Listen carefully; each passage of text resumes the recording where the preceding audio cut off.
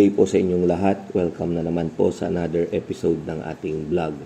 Na kung saan ang topic po natin for today ay kung bakit nga ba itlog yung napili nating magandang negosyo. So unang-una, kwentuhan ko muna kayo kung paano ko nagsimula.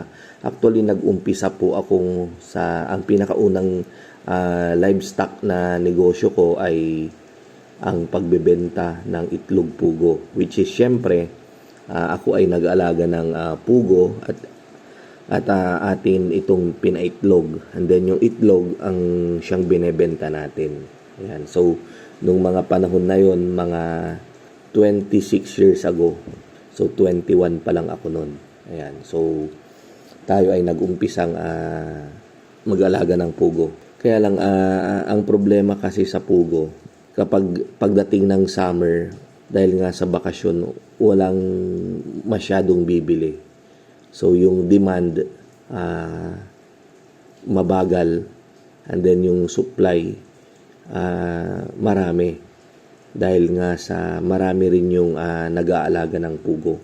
And then, yung market na tinatarget namin ay iisa, yung palengke. So, nagkakasabay-sabay kami doon.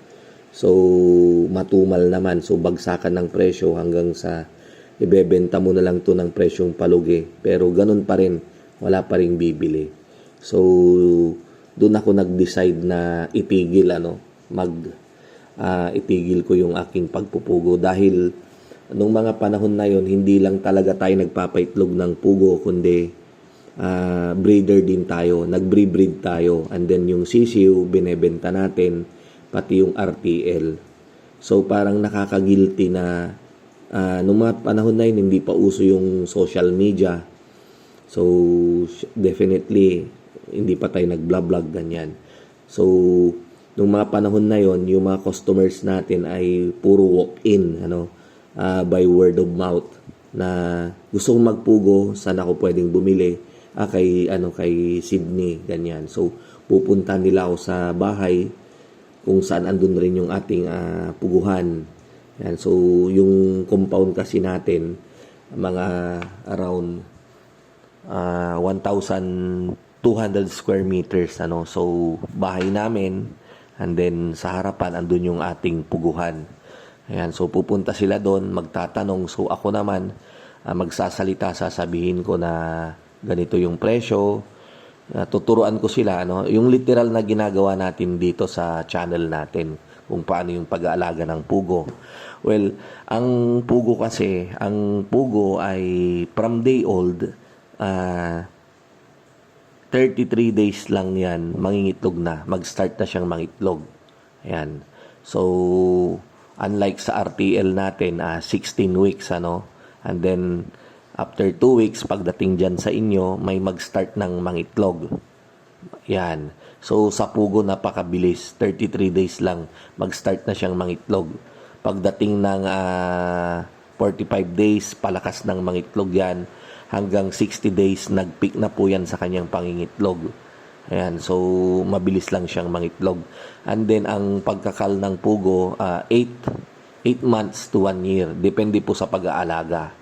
Ayan, so, ang tagal po natin dyan. Kaya lang, ang problema lang talaga, yung mga nagpapaitlog ng pugo na bumibili sa atin, at syempre sa iba, dahil marami naman kaming breeder, ang dami dyan sa Bulacan, sa Pampanga, sa Nueva Ecija. Yan, so, andyan yung mga maraming breeder din, nagtitinda ng sisiw. Ayan. So, ang problema, kapag may nag-inquire sa'yo ngayong taon na to, nagpugo siya, the following year, hindi na po yan ulit, magpapaitlog. Magsasara na siya. Bakit? Kasi nga po, may experience nila yung ganong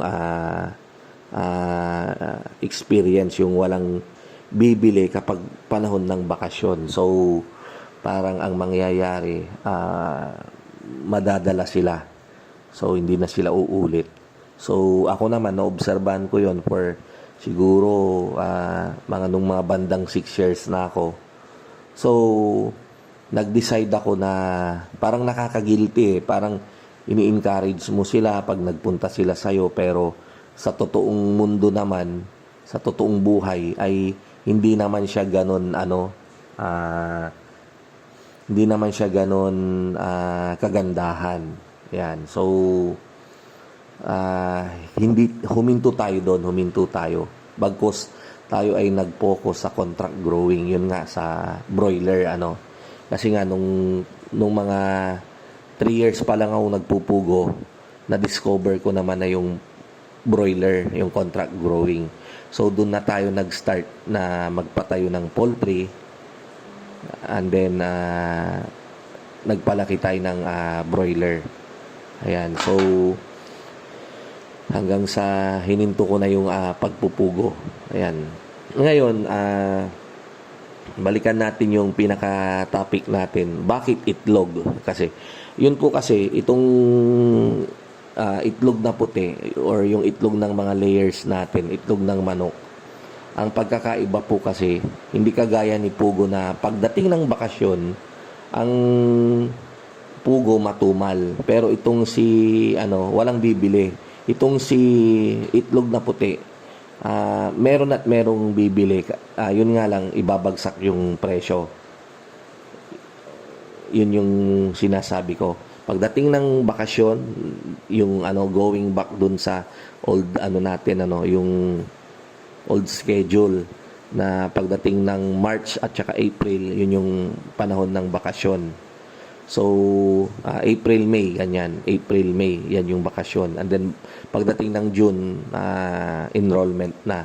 So, dun kasi sa pugo, pag ganung bakasyon, ang nagkukonsumo, yung mga estudyante, yung mga gumagawa ng mga kwek-kwek na pangbenta sa mga school, sa mga elementary school, or even yung mga naglalaga, yung plain lang na nilaga, sa mga bus, ganyan. So, matumal ang bentahan dahil nga sa bakasyon. At saka, ang bibili lang yung mga gagawa ng kadalasan yung sa chapsuy. Ayan. Samantalang dito sa itlog na puti, continuous pa rin yung mga buyer, bagkus medyo bumababa lang siya ng konti yung demand. Pero tuloy-tuloy lang naman. Ang difference lang, medyo bababa yung presyo. Ayan. Yung sa pugo kasi kahit ibaba mo, ibagsak mo, benta mo na ng palugi, ang hirap pa rin magbenta. Hindi kagaya dito sa itlog na puti. Pag binenta natin ng mura, kukunin na kaagad yan Tapos, maramihan pa. Halimbawa, naistakan ka ng 100 cases, itlog ng manok mo yan na mga 3 araw, 4 na araw. Bawasan mo lang yan ng 5 piso per tray, kukunin na yan. Yung sa pugo, 12 years po ako dyan bago ako huminto. 6 years hindi muna ako breeder, and then 6 years akong nagbre-breed, nagbebenta, hanggang sa hininto ko talaga siya totally. Ayan, so ganun yung Kaya lang, balikan natin itong dito sa itlog na puti. Ito yung napili natin kasi doon natin na-realize alam nyo, sa araw-araw nating pamumuhay, araw-araw din tayong kumakain ng itlog. Imagine sa almusal pa lang, 'di ba? Pritong itlog, nilagang itlog. Ayan. So, pag kumain naman tayo ng tinapay, yan, yung may ingredients yan na itlog. So, daily nating kinukonsumo yung itlog na itlog ng manok, yung itlog na puti. Ayan. So, para sa akin, hanggang sa kaapu-apuhan natin, 'di ba? Magpapatuloy yung buhay ng tao sa mundo na yung itlog na yan, yung pagkain ng itlog na yan ay kasakasama natin. Dahil nga sa healthy itong kainin, madali lang siyang iluto at napakagandang source ng protina. Ayan. And then kapag ganito na may bagyo, kasalukuyan tayong kasalukuyang palabas yung bagyo sa mga sandaling ito habang ginagawa ko tong video na to. Kapag ganito mga may kalamidad, may bagyo, ito lang yung mabilis nating bilhin at iluto. Diba? Imagine, gusto maglaga ng itlog, kumuha ka lang dyan ng mga scrap paper natin, sunugin mo hanggang sa mapakulo niya yung ano, di ba? So, mabilis lang siya. So, kaya ito yung napakagandang negosyo. Isa sa mga magandang negosyo sa agri. Ayan. And then, ang isa pa rito, madali lang siyang alagaan, madaling i-maintain. Imagine pag andyan na yung manok ninyo, andyan lang sabihin na natin, backyard lang tayo. Meron tayong 192 heads, 96 heads.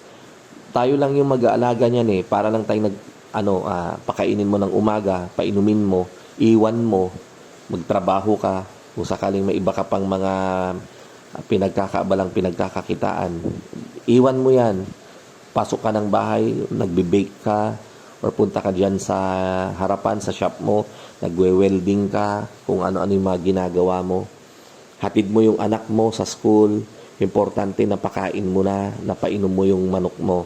And then after that, babalikan mo ng mga bandang alas 9, mamumulot ka naman ng itlog nila. Ayan. And then babalikan mo ulit ng alas 12 para pakainin. Ayan. Tapos alas 3, pupulutin mo yung konting itlog na naiwan pa, yung mga late na iniitlog nila. Ayan. Tapos painumin mo ulit. And then isarado mo na. Kung merong malit na housing or iwan mo na, kung wala naman iwan mo na. So ganun lang yung daily routine. So madali lang siyang alagaan. Ngayon kung sakaling malaki-laki naman ng scale yung alaga ninyo, ang isang tao hanggang 5,000 yung maximum capacity na pwede niyang alagaan. So ganun siya ganun karami yung kayang alagaan ng isang tao. So para sa akin ito yung natin.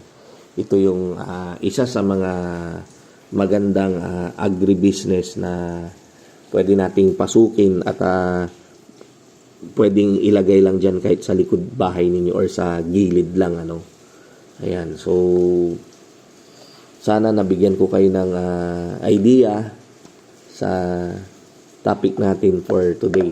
Ingat po tayong lahat at dun pala sa mga umorder, dun sa mga nagpabook ng RTL natin na pang November 4, abangan nyo po, malapit-lapit na po yung delivery.